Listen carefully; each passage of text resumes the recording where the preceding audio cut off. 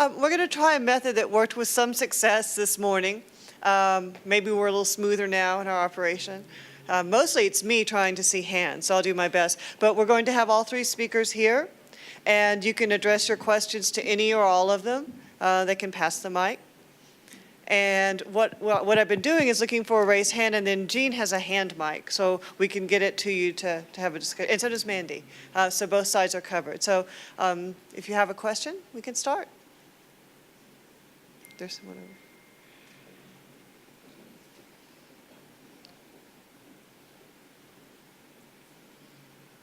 over. I was wondering if you guys know how soon after the eruption the area was resettled and rebuilt.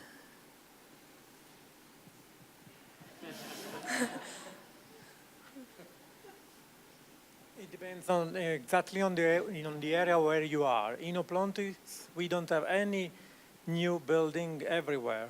But if you go to Stabia, all the buildings are still alive in a few years. Or 5 kilometers east of Pompeii, everything restarts. It depends exactly where you are. Right, thanks.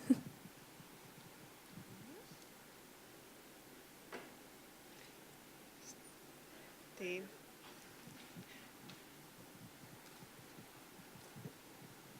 This question's for Giovanni also. Are the frescoes from Positano, are they starting to fade already from being revealed? Or are they so deep that their color is still good? Not only in Positano. After that you put in the light the fresco, they changed very suddenly. The problem, if you look at the pictures of Pompeii, when the town was excavated, all the buildings are completely with fresco and plaster and everything, and now you don't have anything else. The problem of bleaching, how do you say, bleaching away is really a big problem in our area. Ma questi in Positano sono ancora belli perché sono... Those in Positano are still beautiful because of the picture. If you have seen those fresco, the moment that they come out and you go there, are completely different. Even if we are trying to do a lot of working with the Istituto Nazionale del Restauro just to protect the colors. And the advantage that we have in Positano is that everything is with no lights, no water, and it's not under the sun. But it's turning, there's nothing to do.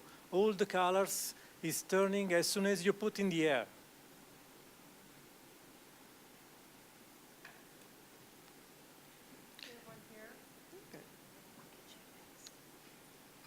Dr. Thomas, you put a lot of emphasis on the large room, fastigium above it.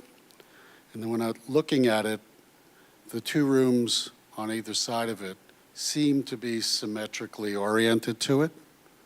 I was wondering if there might have been a separation by gender during the gatherings, because you have a swimming pool, you have a large dining area, perhaps, entertainment, and then two equally large rooms to the north and south, perhaps. You know, to be honest, how it was separated, I can't really answer. It's an interesting idea, but I think in most cases we think that Roman women, am I right in saying that Roman women did dine with Roman men? So there wasn't usually segregation by gender within a convivial atmosphere. That said, there could have been, and it may not have been, it may have been, those may just have been, if you had a smaller party, you might have put it in the smaller room. But I still think that if you were going to take advantage, I mean, room 69 was just so much different. Those other rooms have nice but very plain mosaic pavement. They still have the same marble wainscoting. They all have spectacular, they had spectacular dropped ceilings on them, that one of which has been reconstructed in '74. But it's hard to say. I mean, that's really one of the, I think, the mysteries of that wing. Is like, what are you doing with all of that space? Because it really is. And I always go back to this. I think these villas, and I think especially Villa A, at varying parts in its history, is really a showpiece.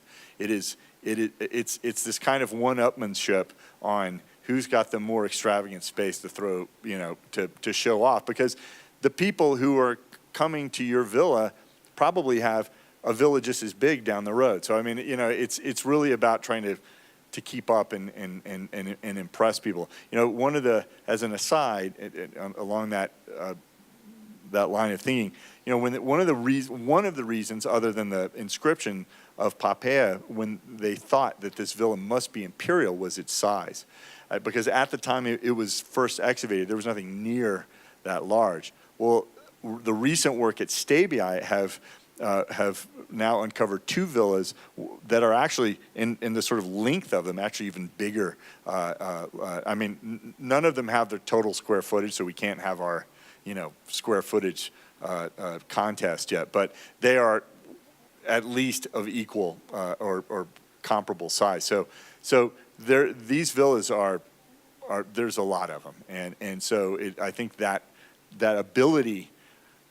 Our colleague at UT, Penelope Davis, always said, there's always something about the luxury of space. And I think having a lot of space and well-ornamented and space there's some prestige to that. So I think that's part of what we're seeing. But it's an interesting thought, and I can't really speculate. I mean, but it would be interesting to try to come up with a narrative that fits how divisions occurred in those type of rooms. But I don't have one yet.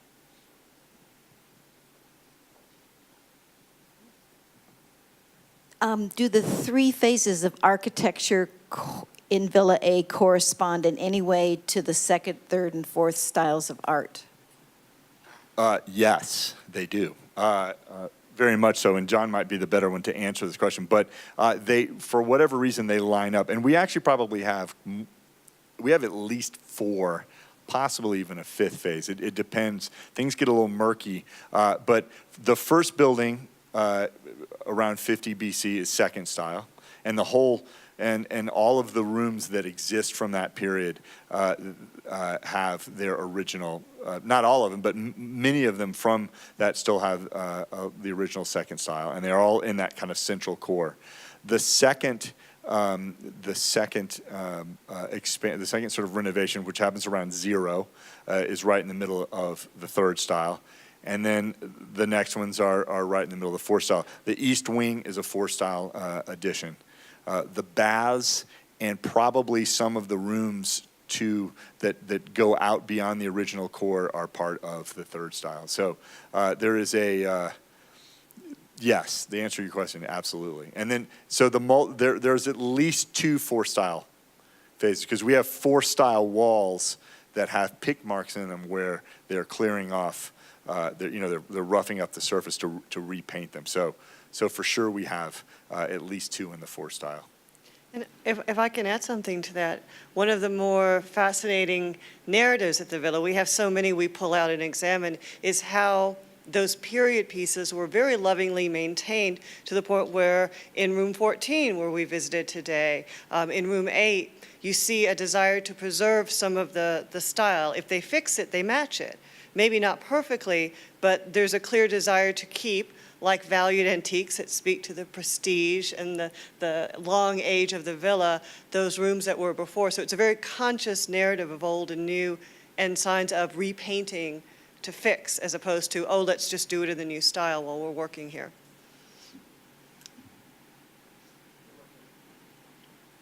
My question is also for you, Michael. I have an interest in some of the winemaking techniques of the period. Do you have any theories or any evidence of how they were pumping that much wine, like out of those dolias and into the skins to get I mean, that's an awful lot of wine to move from out of the ground and up into another vessel. Do you know how they were doing that?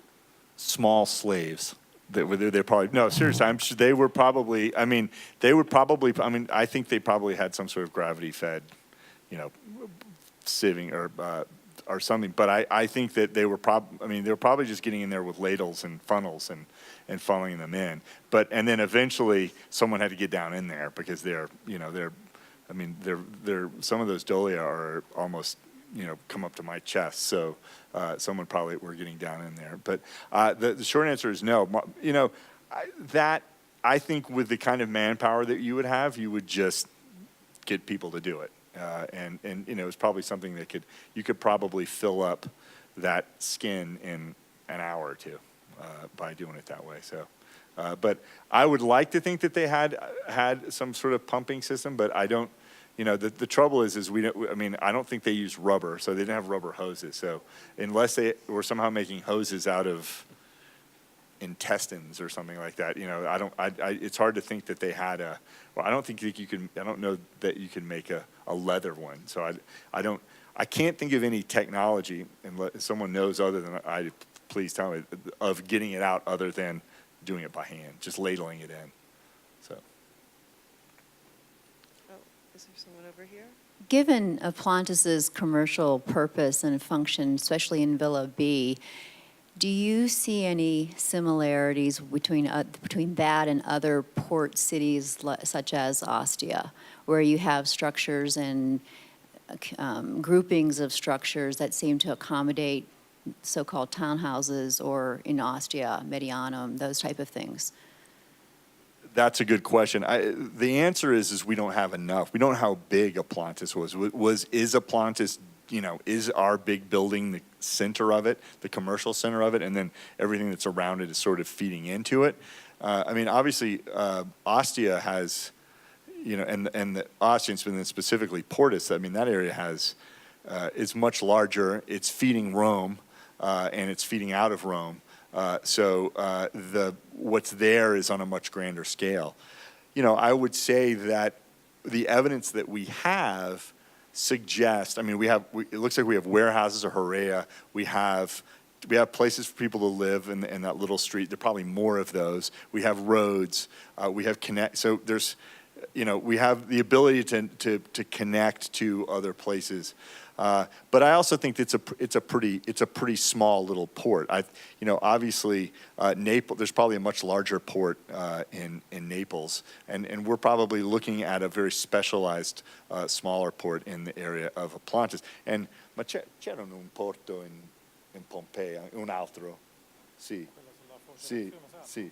Yeah. So there was also there was also a bigger port probably where the Sarno River ran out in Pompeii, just down the road in Pompeii. So whereas I think it's a good question to try to think about it like Ostia, I think the situation is a little different. The Bay of Naples is so protected, you probably have lots of sort of little specialized ports along it, whereas Ostia is this in port, and its relationship to the port at the Tiber is much more robust and centralized, would be my guess.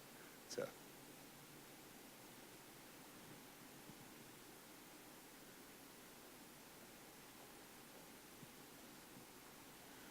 So you said that there's villas in Stabia that were comparable in size.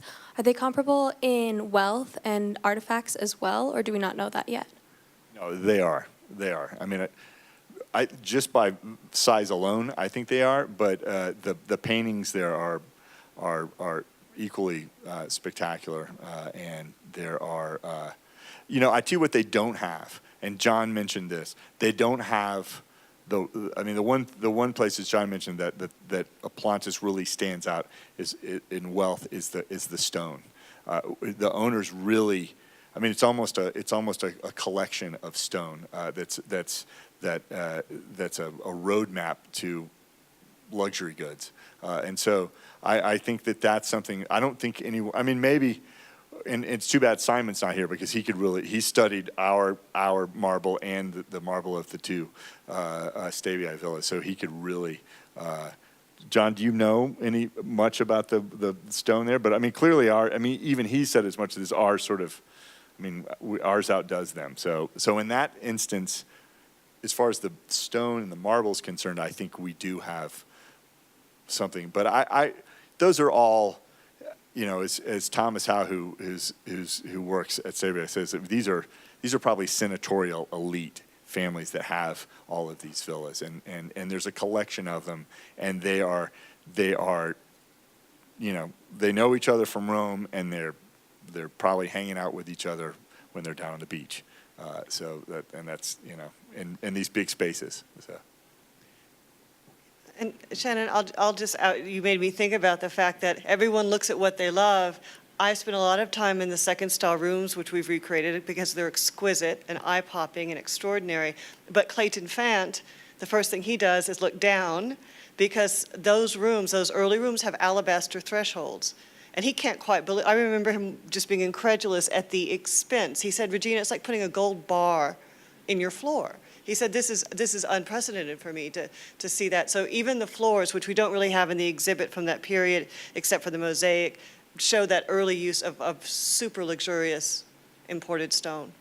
And to expand on that too, which is interesting is, and again, we're all sitting here talking John is the mosaic expert here, but the mosaics we have a couple of nice second style mosaics, but otherwise, our mosaics are fairly mundane in the world of mosaics.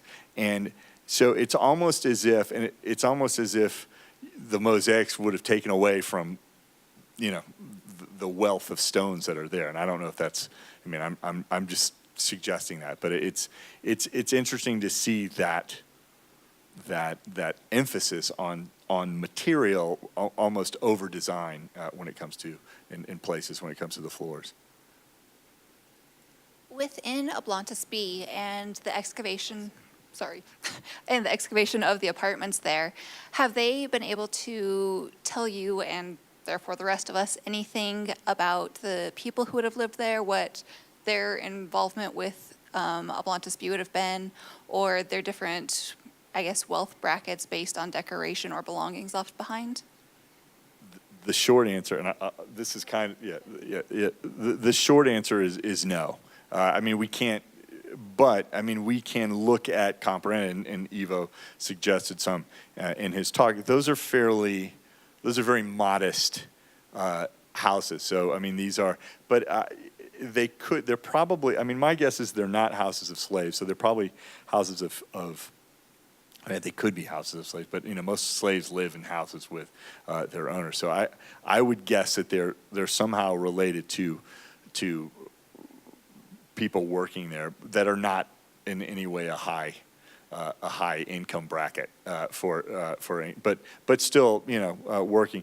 And one of the things when Stephen Ellis came and that we noted is that those probably started out as commercial spaces with kind of workrooms because they had those big doors on the bottom, but in the later renovations, they filled some of those in and made smaller ones. So what happened is, even though they started out as probably commercial or work spaces with an apartment above, by the ones they were being converted, perhaps even at the time of the eruption, to spaces that were domestic on both floors, because it does seem with the kitchen and the loo downstairs, there's looks like there's a kitchen area that there may have been. So if that's the case, then I think that potentially raises the bar on the people who live there, that they weren't just sleeping in a single tiny room upstairs, but may have had something very close to what we would call a house with a downstairs and an upstairs. So it's something that we're still looking at. Yeah, and there are some frescoes. Yeah, it's a good point, an Iowa point. There's some very modest frescoes out there. So, the question is our old friend Lucius Crassus Tertius, or whoever owns that, owns the complex, does he build these? Are these people working for him, or is this just part of an organic kind of town that's growing up around this, which it's sort of like a town in the Midwest growing up around a factory, does the town grow because of this, or are we just seeing a snippet and there's more and it's hard to, we can only guess, but it's a good question. I had a question regarding Mount Vesuvius itself. Giovanni, you had kind of mentioned that the people were aware of the volcano and had talked about the lava. I was curious if that was thought of as a geological event, or if they believed that was something affecting them because of the gods. It's not easy to give a response to you. And I only can tell you that when I was young, most of the people in my area used to think that Pompeii was punished by the god. And I think that our old people have the same, can I talk in Italian? Hanno la stessa mentalità e quindi se assumiamo che possiamo utilizzare la stessa mentalità della gente pompeiana della zona con quella degli antichi pompeiani, sì, era tutto fatalista e non si poteva fare niente per... So what Giovanni's saying is that when he was young, that the older people used to think that Pompeii, the eruption itself, was punishment for Pompeii. And he thinks that is a vestige of the thinking in ancient times, which in general they did used to think in religious terms before they thought in geological terms.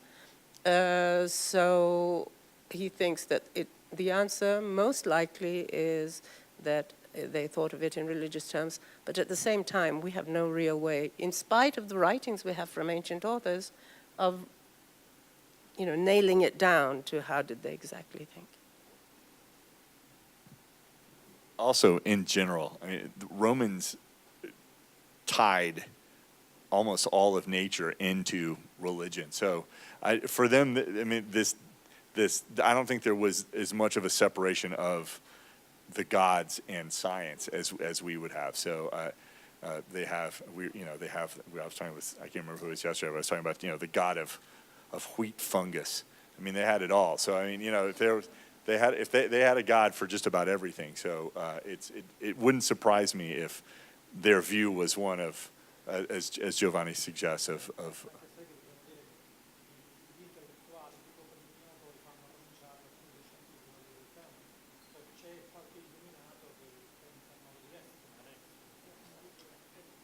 yeah. I mean, yes, and he's pointed. I mean, there were people who probably had a more scientific sort of attitude or view of it. And obviously our great account, as Nyla points out, of Pliny the Younger, who sits there and writes it down in a very scientific way, showed that there were people who were looking at it as a phenomenon that needed to be recorded. But I still think that there was, I would say that there was some fear of, this is some act of the gods, because that's just the way, I think that's the way people thought in antiquity.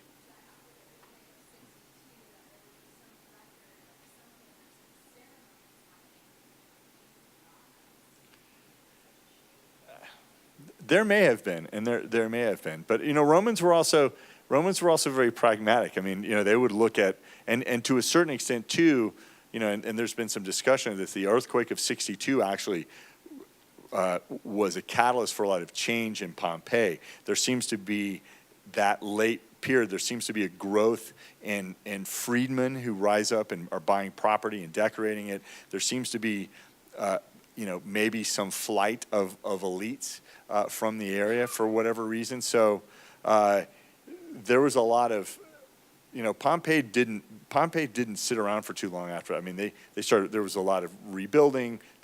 They actually accomplished a lot of rebuilding. So in their mind, as I said, Romans were kind of. I mean, maybe some people were sitting around saying, "Oh, we need to, this." But again, it's hard to say.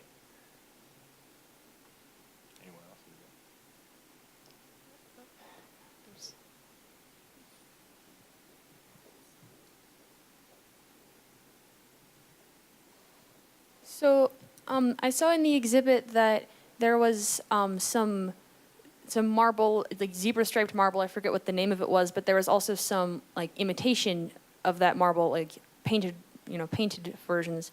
So would that have been a cost-cutting measure to paint the marble instead of having the actual marble? That is a loaded question, because there's a lot of opinions on that that differ. Two of them may be differing right here. Two of them are on this stage. Yeah. I'll give my answer. I think. I mean, I do see how they could be. I think they are imitating marble. I think that's a very good way to look at them, and rather than. I think the idea that they're imitating marble over zebras is probably a good one.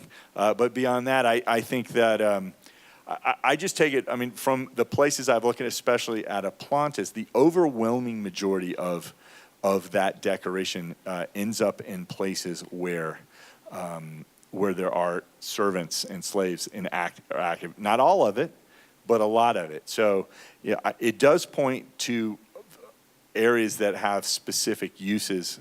And our colleagues, Sandra Jossel and Lauren Peterson, who work with us and have published with us, have suggested, and they're in the catalog too. Yeah. Yeah, they're in the catalog, so that's something to look up in the catalog. They talk about how those stripes are almost markers for people saying, that kind of say who should go into these rooms and who shouldn't. That's a very sort of simplified version of their argument. But I would also say that I think that there are instances of these zebra stripes that to me look very hastily applied and almost look as if they were stopgaps until something else happened. So if that is indeed the case, then I think that one could make the argument that they were a kind of a quick fix or a cost-effective way where you didn't need anything fancy. But I'm sure Regina has something to add to this. Maybe just a little. Actually, we agree on several points. For me, my study of the paintings has suggested that you can divide them into two kinds of movement corridors. They're used for fast movement, for fast walking, including serval spaces. But there are times when, let's say, there's a small, narrow room that uses them, and I do believe they're imitation marble, probably Bordelia or Carrara gray, because our marble experts say the Romans really liked the gray and white striped, and it's in the floors. So there's a nice kind of visual discussion going on in some spaces where you see it doubled, small pieces real, and then the schematic version on the walls. But then there are some movement passages where it's kind of nice. And by nice, I mean they use 2 or 3 shades of black. Our students didn't.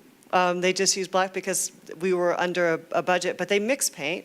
We have some with interior frames to make it look more like marble. We have some that rest on imitation, probably granite sockles, acting like big, sexy marble panels, again in the nicer spaces with nice ceilings above. And to my surprise, the interior frames of the nice fancy ones resting on fake granite with a nice ceiling above it and going out to a view, they used a little bit of Egyptian blue in the interior lining to make the frame pop. And that kind of refinement to me, mixing colors, putting some expensive pigment in the interior frame, putting it on a nice imitation granite sockle and having a nice ceiling above, I think anyone could have used it. But I think that the key way for me to look at it is some of these spaces are interior directed movement. And a graphic design professor has pointed out to me that high contrast of black and white is a very effective way, to speak to Sandra Joshel's work again, to get someone's attention in a busy space. They use it all the time to catch your eye. So the idea of connecting and getting people across spaces, that would be the best imitation marble to use. Thank you.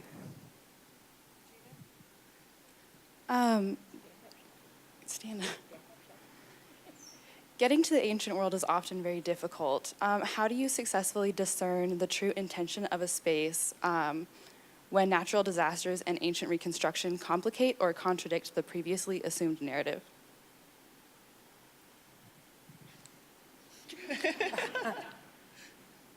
Wow.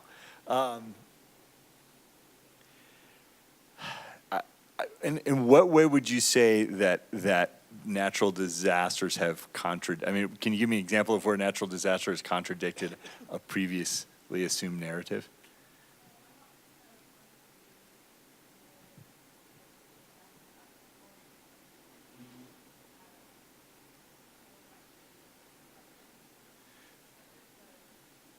So you're sort of really looking at how we understand space from the evidence we have, and how we create narratives from that, or?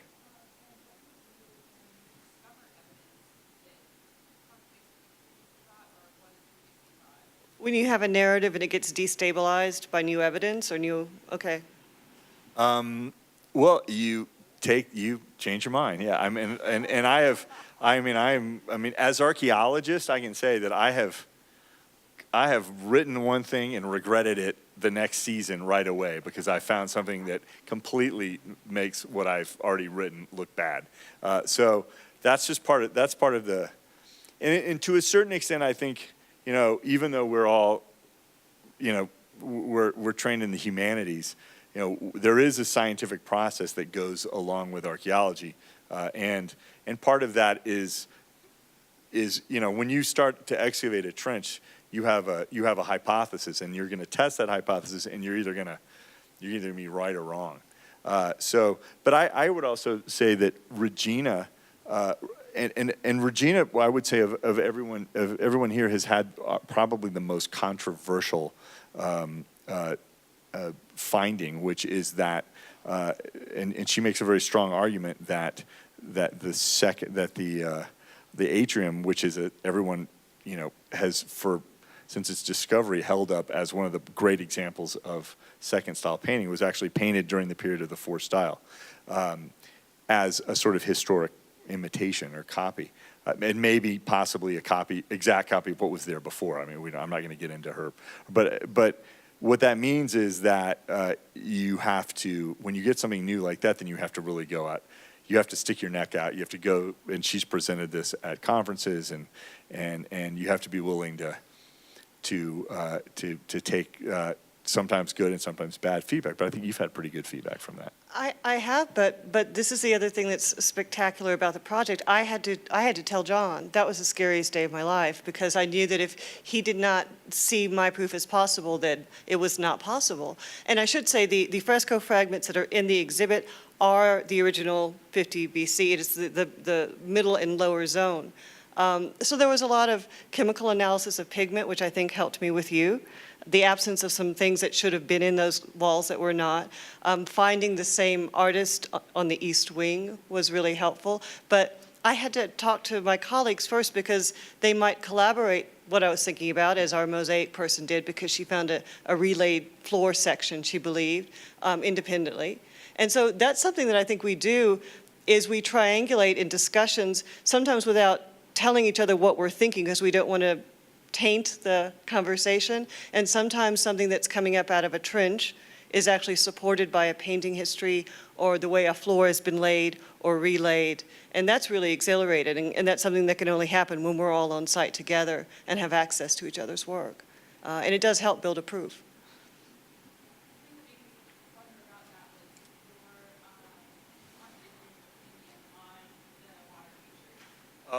Oh, you're talking about that. Well, Ivo, you know what that is? That's essentially, that's a lack of communication. And because we're not all, I mean, when we're at the site, we are all busy doing the things that we do, so we don't always get to communicate the ideas that are popping into our head. And then when we all go our different ways, and it's funny because Ivo was a graduate student at Texas. And when Ivo was a graduate student at Texas, and John and I and Nyla were there was a lot of discussion, exchange of ideas.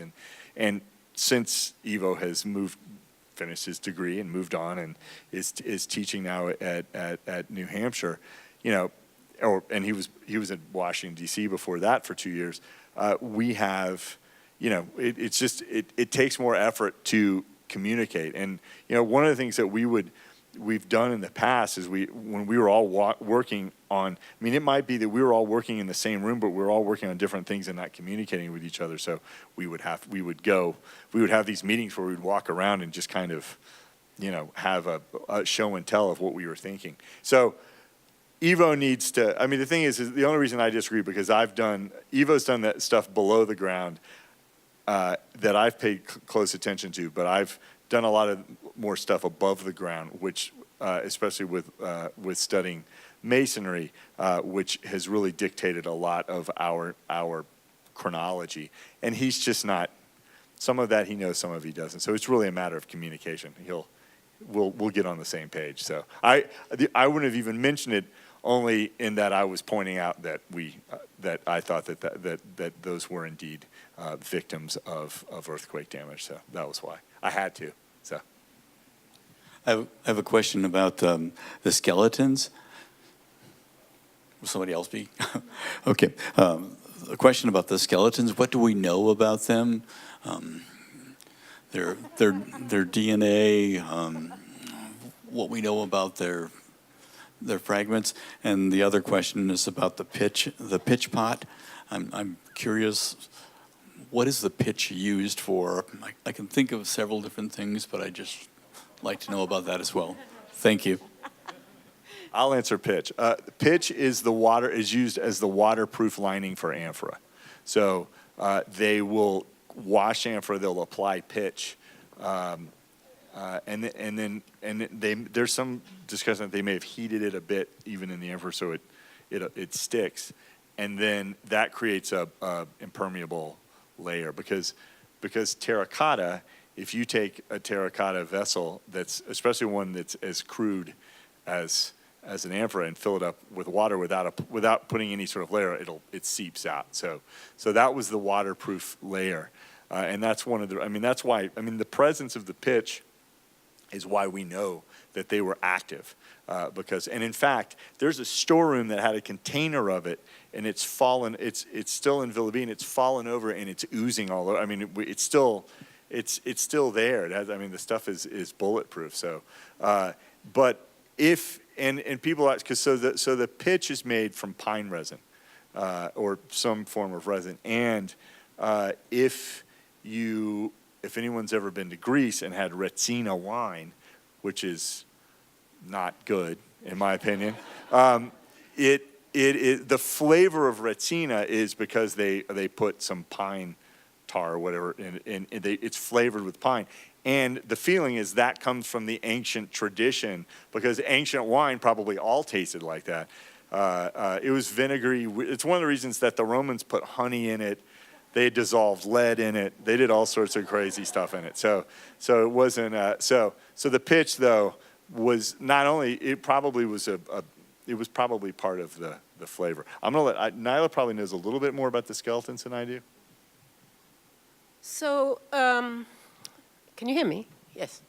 The study of the skeletons has been patchy so far. The general kind of overview is that we have this room where we have two groups, the wealthy group where they found the coins and jewelry, and then a group in the back of the room that we think may be servants and slaves.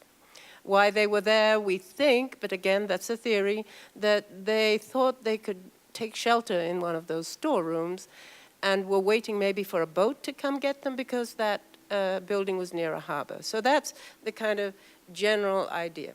They have been studied, but again, really in a patchy way. Some DNA has been taken, right, John, by the Hennebergs, who have published an article saying that the DNA, well, no, you can see it, it's online. It's a poster. Well, no, it's a poster type article. And their conclusion was that the ones they studied were a pair of Siamese twins who had syphilis. So that's a bit of a sensational, or maybe it really is medical. The other is an Austrian forensic doctor who also studied them, but we haven't had a publication, and nobody has done them all. And that is one of the projects that we have in limbo for us, because we ourselves haven't yet started but want to study the skeletons. So in a way, it's a situation where you have to stay tuned, where we've applied for grants, we're still trying to get the funding, and we have a new collaboration that has some hope, but it's really still in the negotiation phase.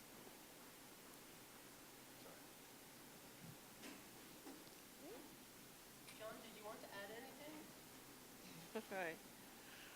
Well, I believe I'm left with the really lovely task of thanking you from the bottom of my heart. First, all of my distinguished speakers and guests to come all the way to Montana from Texas and from Italy. It's been extraordinary, and Michigan. It's been extraordinary to have you here with us and to go through this iteration of the exhibit with you. And I always do, I learn things from these conversations, because as Michael said, sometimes we don't quite see each other every year at any length. So thank you for that as well. And then I agree with everything that our speakers have been saying to me throughout the day. Mandy and Jean, you've done an extraordinary job of helping us. To the committee who's been helping carry people around and host, to the students and people who live in the community, undergraduate and graduate, and faculty who came out and spent the day and asked really good questions. Thank you so much, and have a good weekend.